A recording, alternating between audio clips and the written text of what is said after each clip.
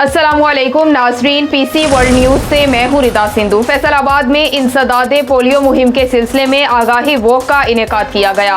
हमारे city reporter Abdul Hammad की तफसीलात के मुताबिक फैसलाबाद में इंसदाद पोलियो मुहिम के सिलसिले में आगाही वॉक जिला काउंसिल चौक से शुरू हुई और चौक घंटा घर में आकर इख्तिताम पसीर हुई। इंसदाद पोलियो मुहिम आगाही वॉक की क़यादत रुकने सूबाई असम्बली फिरदौस राय और असस्टंट कमशनर सिटी सैयद एवब बखारी ने की।